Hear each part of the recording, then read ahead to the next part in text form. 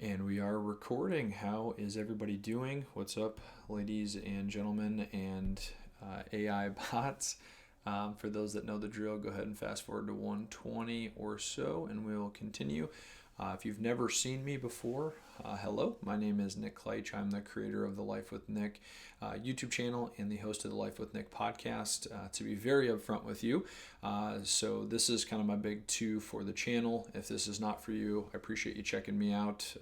However, if it is, so I read, teach, and discuss a book a month. The book is generally under the personal development genre, but I do cover things like lifestyle, business, finance, fitness, and a gamut of other things. So if reading is for you, I'd love for you to subscribe to the channel so you can get an update of the book reads. Also host a podcast once a month with single guests or multiple guests, people from everyday life that I love to just kind of talk shop with, honestly. So for more on that, go to the homepage and you'll get kind of a layout of me, or you can go to my website, which can be found on my page to really get a full grasp. So thank you very much for that. Without further ado, we are back in business. The book of the month this month is The Five Major Pieces to the Life Puzzle by Jim Rohn, and this is part 2 of Lifestyle. This will be the final piece to the 5 pieces, and we will have one more video just to conclude the entirety of the book. For those that have been reading along, it's been such a good journey, such a good book, and thank you so much. I hope this has been impactful for you as it is for me to teach and talk about. So to dive into Lifestyle Part 2, a little bit of redundancy here within the chapter, but I think there's some good unique messages that can be driven home. So we'll start off with learning how to be happy with what you have while striving for what you want. Each of us can design our own life, and with that, more happiness. Think about that for just a moment, folks.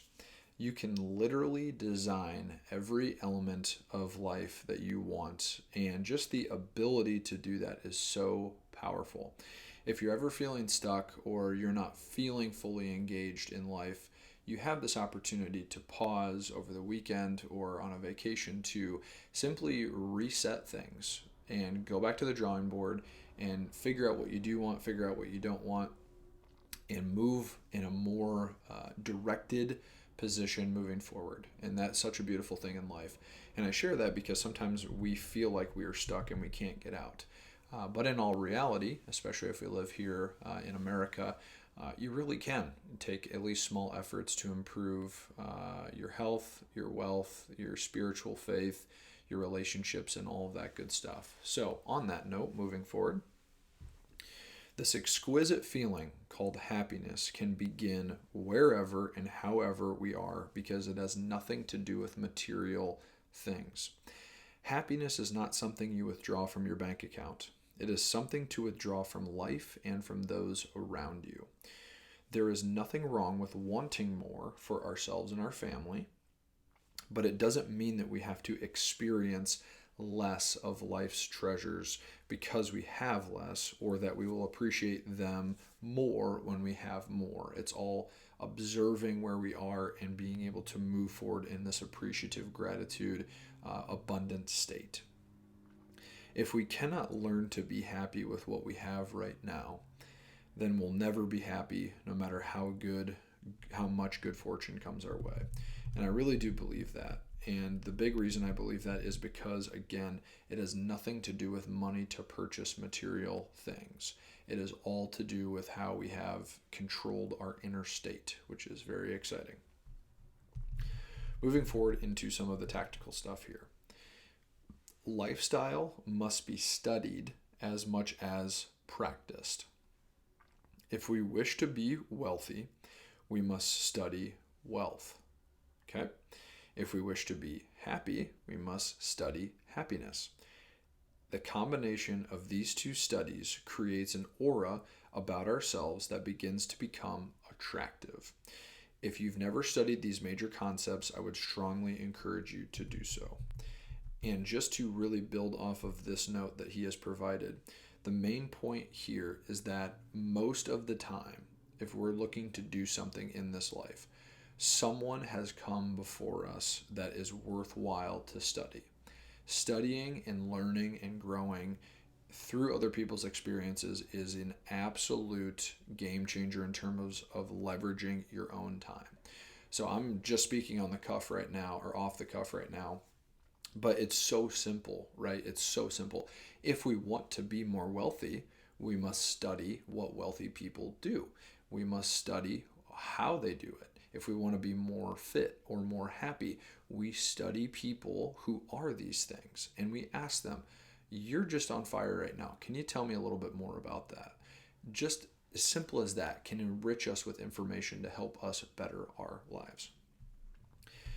Most people do not make happiness and wealth a study. Their plan for finding happiness and wealth consists of going through their day with their fingers crossed, hoping that somehow something will work out for them to be happy and to be healthy and wealthy. But wealth, happiness, fitness, all that stuff is an art. It's not an accident. It is not something that falls out of the sky. Happiness, the unique emotion that we mistakenly believe comes to us only when we've been successful, must precede the achievement of success. Happiness is as much of a cause as it is a result of success. And we can begin to experience that happiness whenever we wish, regardless of the circumstances. So think of it as an assisting module that, as we're going to pursue the goals that we're going to pursue, that have the tactical nature to them. If we add in who we are with an addition of being happy and finding happiness and gratitude and appreciation, that just better enhances, again, the experience of us trying to learn these major concepts. This is another good one. Wherever you are, be there. One of the major reasons we fail to find happiness or create a unique lifestyle is because we have not yet mastered the art of being. Some people call this being present, but what it essentially comes down to is being as engaged in the moment as we can be. Now, I will preface, you're not going through your whole day trying to be so locked in to experience every moment of every day of every week of every month of every year. We just don't have the capacity to do that. However, as you're structuring your days, weeks, and years, you can find meetings with people or events or what have you that you can really lock into for a couple hours at a time to make the end result of the thing you're looking forward to that much better. So when you're at work, when you're at leisure, when you're at vacation, wherever it is, trying to be present in that essence is what we're referring to here. Why would someone do this?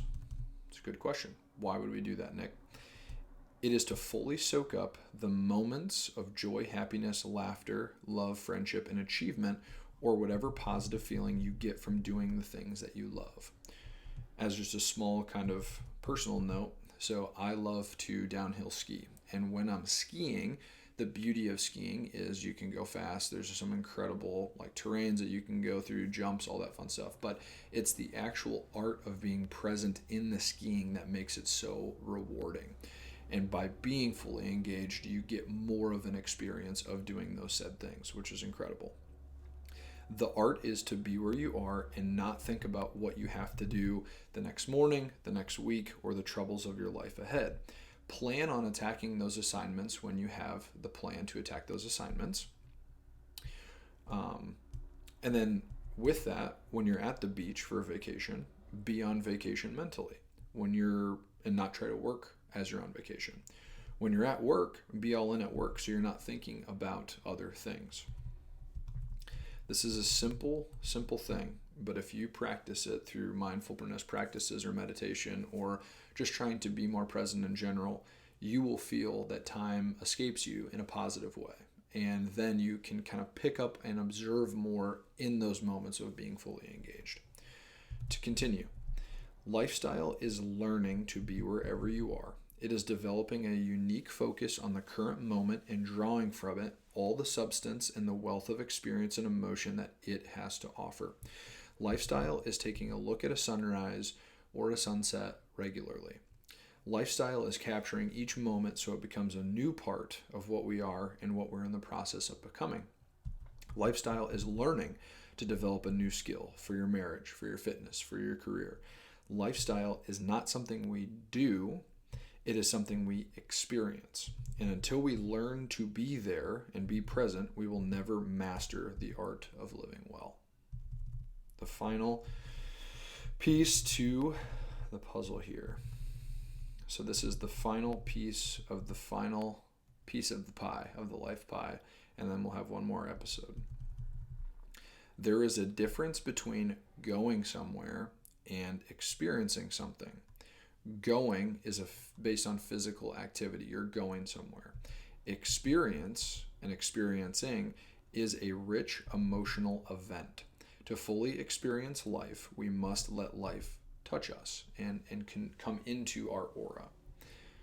Both positive and negative emotions are powerful, and they help create the motivation for us to go out and do what it is that we want to do. Moments are valuable because life is both the yin and the yang. You can't have incredible satisfaction of an amazing accomplishment without the pain and suffering that you endure along the way. You can't get in a great relationship unless you have those difficult conversations. We must be touched by sorrows and sadness as much as joy and victory. Emotions enrich our lives and create a special uniqueness in terms of both of who we are and how we live. To live a unique life, we must first become, lost my little placing cue here. There we go. We must first become a unique individual by perceiving a broad range of human experiences. We can then begin to design and live a life of substance because we've experienced a lot of broad. If we want to be more happy, we begin by thinking, feeling, and acting happy. If we want to be more wealthy, we begin thinking, feeling, and acting wealthy. If we want to be healthy, we begin by thinking, feeling, and acting more healthy. Trying to seek out what we want more of so that way we can experience more of those things. Even praying for opportunities to whatever spiritual entity you believe in. To find more happiness, health, and wealth and peace are all great attempts in the right direction. And what I'm really trying to drill into this, and you might be like listening like, okay, that's great, Nick, but what do we actually do? More so, these are, again, mental states and mental parameters that are encouraging us to move closer to these things. So there are specific steps in these processes, which this book does not get into much of, which is okay. You can go buy books on how to be wealthy, how to be healthy, how to be wealthy, or happiness, all that stuff. There's a lot of amazing authors in the personal development world and other books that are written. But every time you read or pay attention to that information, you are giving yourself a better opportunity to move forward to find more of that in your life. That is what lifestyle is all about. Finding unique ways of transforming emotional possibilities into meaningful experiences that are within our current means. We can start right now by offering all that is within our capacity to the world, whether we offer our time, a shoulder to cry on, an ear to listen to, a voice of reason and support, a word of sincere appreciation, or anything in the service of others. If we will just be there and really live in that moment, what an incredible experience life can be. And that, ladies and gentlemen, is almost the end. I thought it was the end, but it was almost the end. This is the end here. That's really funny. You guys are, I'm leading you on this story, and I just about hit the final note, but then I realized there was more. Okay. Let's lock back in. So, we must not let the years and the chances and the smallest opportunities for creating moments of joy slip away. If we continue to wait or put off until we have the resources to do big things before we master this art of experiencing all of life currently has to offer, then we may find that we've waited too long. So don't put all your eggs in the basket of destination. Put all of your eggs in the basket of today in pursuit of said destination. Hopefully that makes sense. Let us begin today the process of creating a wealth of experiences and memories that will endure in our hearts of those long after we have gone. Lifestyle is a source of joy and fulfillment that is available to every single person. It is within the immediate reach of anyone willing to make it a serious study. It is as simple as that. Our lives are filled with opportunities for experiencing a new level of happiness, sophistication, and appreciation.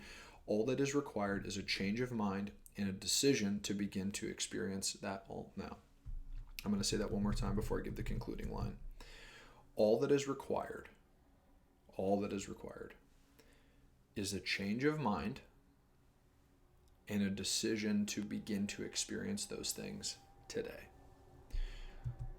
Life will see to it that far greater experiences than we ever dreamed will soon become our own certain reward. Thank you guys so much for following along, reading along. Let's get to the final video of the playlist. God bless you all, and thank you.